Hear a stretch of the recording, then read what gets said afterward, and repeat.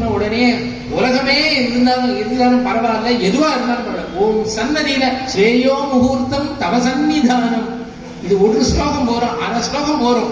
ஸ்ரேயோ முகூர்த்தம் தவ சந்நிதானம், பகவானுடைய சன்னதியில ஒரு க்ஷணம் இருந்தா போறோம், ஜென்ம கரையேறிடுமா அப்படின்னு அம்மாள் கௌசல்யாதேவி ராமர்கிட்ட பிரார்த்தனை பண்ணி அதுக்கப்புறமா சொல்லி ஒவ்வொரு ரிஷிகளும் ஒவ்வொரு திக்குகளும் ஒவ்வொரு எல்லாரும் எப்படி எப்படி பிரார்த்தனை பண்றானா, தட்சிணம் பிரதோகாமியாம் ராகவம் கேதம் அபிரவீது அப்படின்னு ஆரம்பிச்சு 4-5 ஸ்லோகங்கள்ல இந்த குழந்தைக்கு அம்மாவுடைய ஹிருதயபூர்வமா சொல்லுறா.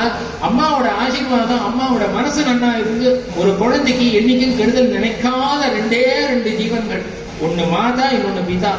அது என்னைக்குமே ஜென்மால யாருமே தன் குழந்தை கெட்டு போனோம், குழந்தை நன்னா இருக்கக்கூடாதுன்னு நினைச்சு கூட பார்க்க மாட்டா, ஸ்மரணம் கூட பண்ணி பார்க்க மாட்டா. ஏதோ ஒரு வேகத்துல ஏதோ ஒரு காரணத்துல ஏதோ ஒரு சந்தர்ப்பத்தை சொன்னாலும் ஆனா தன் குழந்தைக்கு என்னைக்குமே அது நன்னா இருக்கணுங்கிற ஒரே எண்ணம் தான். அது தாயாருக்கு 100க்கு 100 மேல பங்கு உண்டு. ஏன்னா பிதாதான் முதல்ல சுசுரூஷை பண்ணணும்னு சொன்னா, ஆனா மாதாவுக்கு 100 பங்கு கௌரவம் கொடுக்கணும்னா அது என்ன அர்த்தம்னா, அப்பாவுக்கு என்ன பண்றியோ அதோட 100 பங்கு அதிகமா அம்மாவுக்கு சிசுரூஷை பண்ணு அப்படின்னு தான் அங்க அர்த்தம். பிதுர் வச்சனத்துக்கு முதல்ல முக்கியத்துவம் தாயாருக்கு, சிசுரூஷைக்கு நிறைய பண்ணணும் அப்படின்னு சொல்லிட்டு உனக்கு நன்னா எல்லாமே இருக்கிற அத்தனையும் உனக்கு எல்லாத்தையும் கொடுக்கட்டும், நல்ல மங்களத்தை கொடுக்கட்டும்னு சொல்லி, என் மங்களம் சகசிராட்சே சர்வதேவ நமஸ்கிருதே ருத்ரநாசே சமபவத் தத்தே பவது மங்களம்.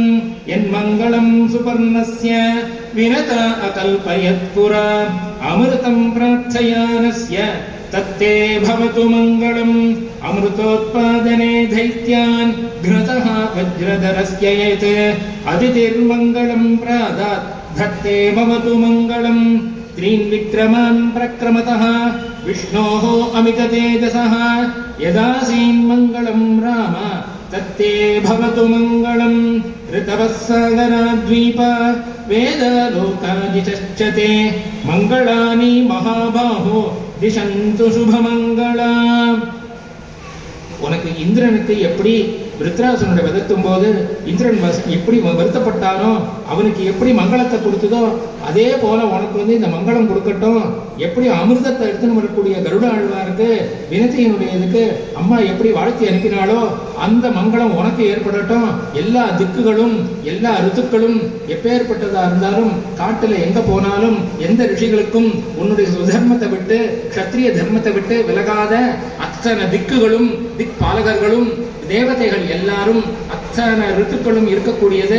இந்த தினியா இருந்தாலும் சரி, எந்த லோகமா இருந்தாலும் சரி, எந்த இடத்துக்கு போனாலும் சரி, நதியா இருந்தாலும் ஜல சின்ன ஓடையா இருந்தாலும் வானமா இருந்தாலும் சூரியன் சந்திரன் எல்லாரும் உனக்கு ரட்சிக்கட்டும் அப்படின்னு சொல்லி ரக்ஷா பந்தனம் பண்ணி கொடுத்து ஒவ்வொரு தேவதையும் வேண்டிட்டு எல்லாத்துக்கும் மேல பகவான் இருக்கார், நீ தர்மத்தை சத்தியத்தை விட்டு விலகாத அப்படின்னு சொல்லி குழந்தை ராமனுக்கு மங்களாசாசனம் பண்ணி அப்படியே அமோகமா நன்னா இருக்கணும்னு சொல்லி ஒன்னொன்னுத்துக்கும் மங்களம் மங்களம் மங்களம்னு சொல்லி அத்தனையும் உனக்கு சுபமங்களமா அமையட்டும்னு சொல்லி இன்னைக்கு கௌசல்யா மங்கள சாஸ்திரத்தோட சுவாமி இன்னைக்கு பூர்த்தி பண்ணி கொடுக்கிறார். ஜானகி காந்த ஸ்மரணம் ஜெய ஜெய ராம ராம ஸ்ரீ சத்குரு சுவாமினஹ ஜெய் ஆஞ்சநேய சுவாமினஹ ஜெய். ஸ்வஸ்தி பிரஜாப்ய